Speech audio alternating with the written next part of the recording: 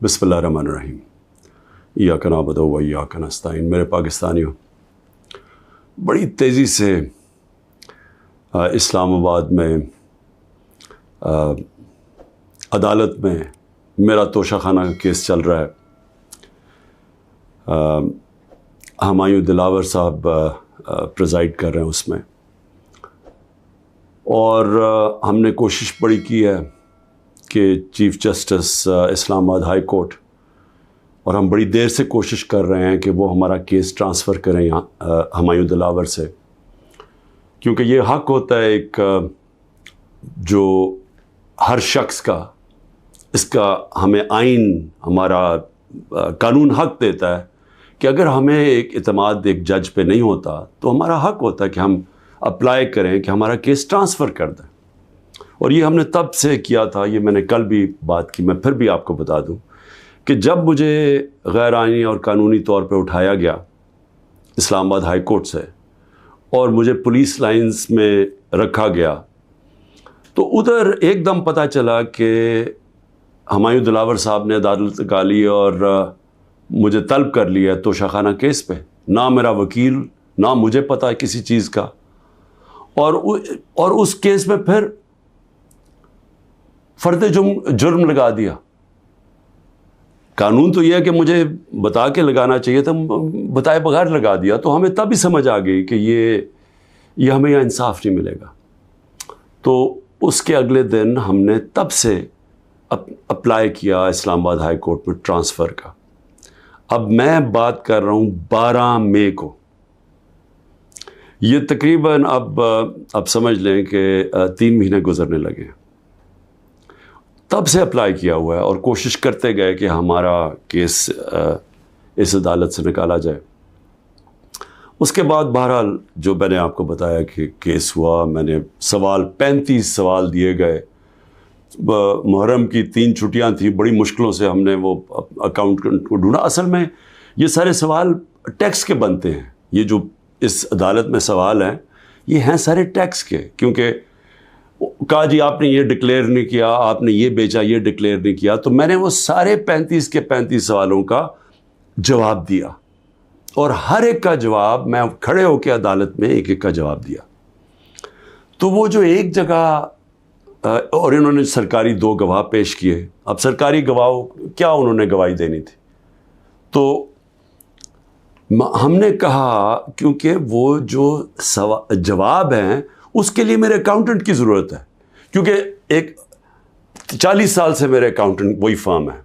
मेरे पास जो पैसे आते हैं, जो मेरे खर्चे होते हैं, वो मैं उनको बता देता हूँ। वो फिर टैक्स फॉर्म्स भर देते हैं, वही इलेक्शन कमीशन की फॉर्म्स भरते हैं, वही वेल्थ टैक्स जो होता है वो भरते हैं। तो उनके पास सारा रिकॉर्ड होता है।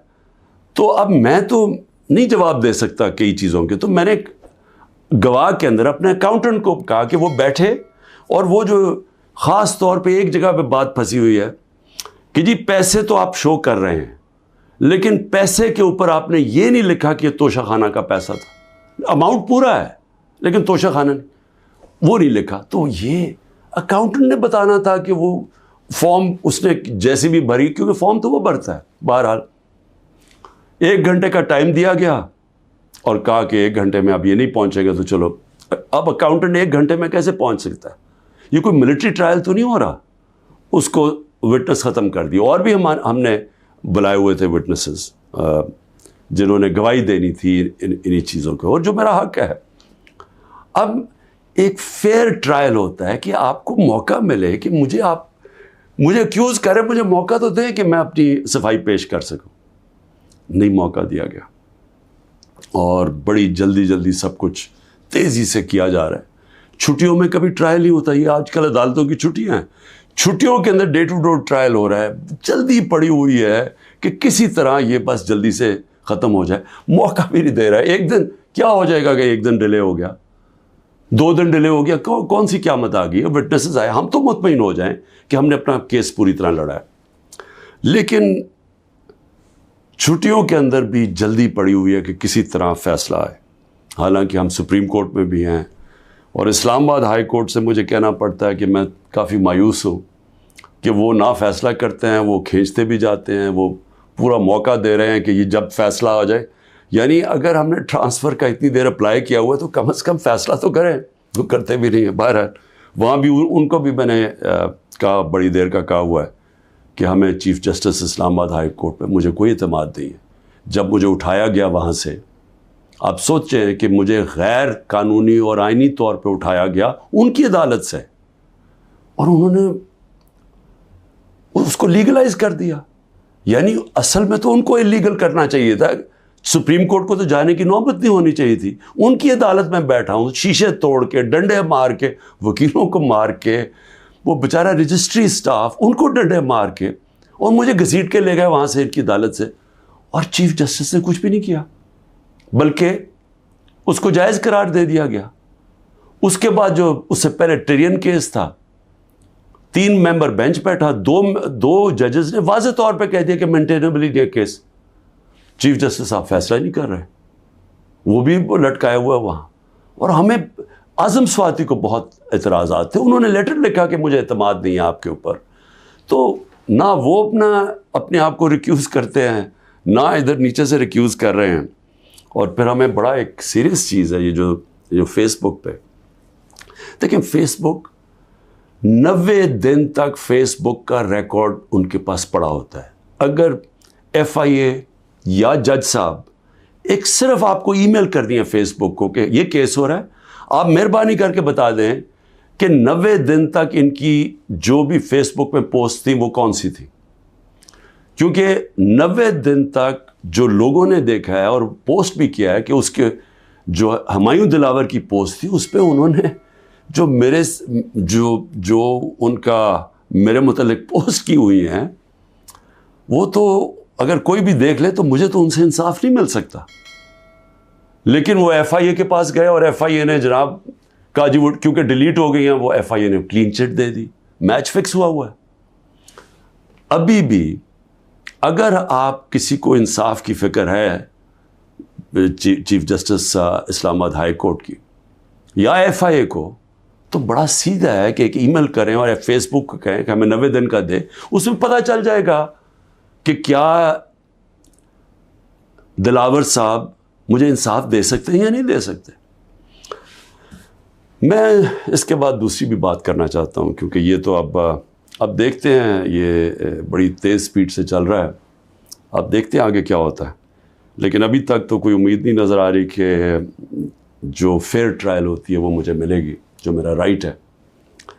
دوسری چیز یہ جو انہوں نے 2 بلز اسمبلی میں لے کے آئے بڑی تیزی سے, پتہ نہیں انہوں نے کتنے بل پاس کر دیے 1 گھنٹے کے اندر, کوئی 15 نئی لیجسلیشن لے آئے. وہ گورنمنٹ جو جا رہی ہے 15 لیجسلیشن, 8-10 لوگ بیٹھے ہوئے تھے اسمبلی میں. جمہوریت کا مذاق اڑا ہے, نہ وہ بل پڑے گئے ہیں نہ کچھ ہے, جلدی سے, اور سارا بل کے پیچھے بدنیتی ہے.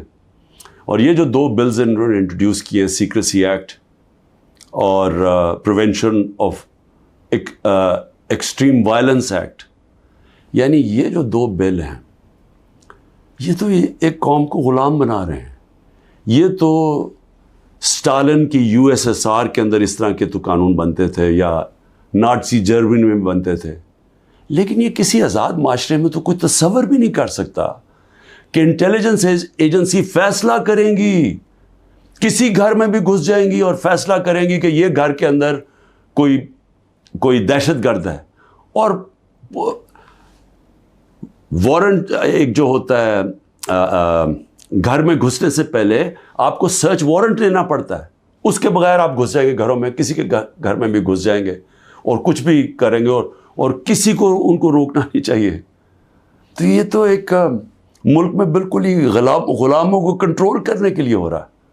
پھر سیکریسی ہے, ایک اور ایکٹ لے آئے ہیں کہ آپ کسی بھی اگر کوئی انٹیلیجنس ایجنسیز کا کوئی آدمی ہے, اس کا آپ نام بھی نہیں لے سکتے. اگر آپ نے نام لے لیا تو وہ آپ کوئی اسٹیٹ سے غداری کر دیں گے, سیڈیشن ہے وہ.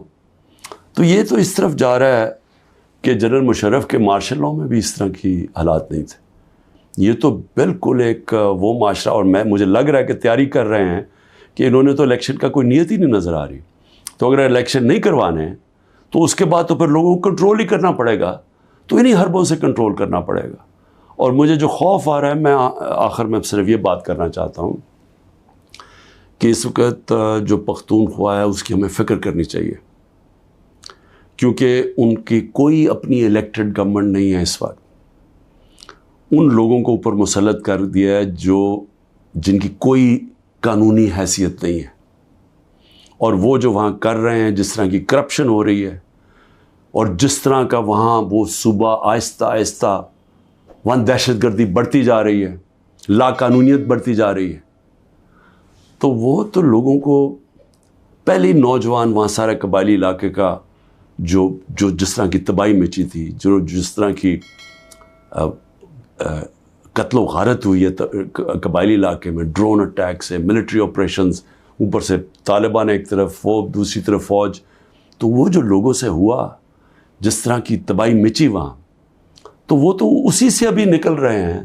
تو اگر یہ اسی طرف چلا گیا پھر سے، تو مجھے تو سمجھ نہیں آ رہی کہ کیا جو اس وقت فیصلے کر رہے ہیں اس ملک کے، کیا ان کو اندازہ ہے کہ نیچے گراؤنڈ کے اوپر کس طرح کا غصہ اٹھ رہا ہے؟ کیا اندازہ ہے کہ جب وہ پولیس لائنز کے اندر جب 100 پولیس والے شہید ہوئے تھے، پتہ ہے نیچے سے کیا آوازیں آ رہی تھیں؟ اور اب جو بجوڑ میں ہوا اس کے اوپر سارے پختونخوا کے اندر کس طرح کا غصہ گیا ہے؟ کیا کسی کو اندازہ ہے کہ یہ کس طرف جا سکتا ہے؟ اور میں اس لیے کہہ رہا ہوں کہ بہت ضروری ہے، ایک ہی طریقہ ہے کہ یہ جو نیچے گراؤنڈ کے اوپر غصہ ہے یہ تب نکلتا ہے جب الیکشنز کرواتے ہیں. الیکشنز میں لوگوں کا غصہ نکل جاتا ہے، اور پھر ایک جب منتخب گورنمنٹ آتی ہے لوگ امید لگا لیتے ہیں، اور ہوتا کیا ہے کہ وہ جو سارا ٹیمپریچر ہے وہ نیچے آ جاتا ہے، سٹیبلٹی آ جاتی ہے، استحکام آ جاتا ہے ملک میں. تو یہ جو دوسری طرف ابھی کوششیں ہو رہی ہیں، جو لوگ اس ملک میں جن کا جینا مرنا ہے ان کو خوف آنا شروع ہو گیا. جو 12 لاکھ یہاں سے پروفیشنلز چھوڑ کے گئے ہیں اور جا رہے ہیں، آج ہمیں سمجھ آنا چاہیے کہ ان کی امید ختم ہو گئی ہے. یہ سب سے خطرناک چیز ہے کہ ایک معاشرے میں لوگوں کی امید چلی جائے. تو جس طرف ہم جا رہے ہیں یہاں تو کوئی روشنی نہیں نظر آ رہی، اور اگر انہی لوگوں نے بیٹھے رہنا یا اسی طرح پاکستان میں الیکشنز کے بغیر ایک کنٹرولڈ گورنمنٹ چلانی ہے اور لوگوں کو کنٹرول کر کے چلانا ہے. میں یہ اپنے تجربے سے ایک تاریخ کا ایک طالب علم ہوں، میں آپ کو بتانا چاہتا ہوں جو سیاست میں ایک زیرو سے ایک پارٹی آج سب سے بڑی ماشاءاللہ پاکستان کی پارٹی ہے، جو میرا تجربہ ہے عوام کا، میں آپ کو کہنا چاہتا ہوں کہ یہ پاکستان کو ادھر لے کے جا رہے ہیں. جو لوگ سمجھ رہے ہیں کہ وہ ڈنڈے کے زور سے اس ملک کو کنٹرول کر لیں گے، وہ سمجھتے نہیں ہیں، عوام کی سوچ نہیں سمجھتے، نہ وہ تاریخ جانتے ہیں، نہ وہ پولیٹکس سمجھتے ہیں، اور وہ پاکستان کے لیے بہت بڑا خطرناک اندھیرے کی طرف ہم لے کے جا رہے ہیں. پاکستان زندہ باد.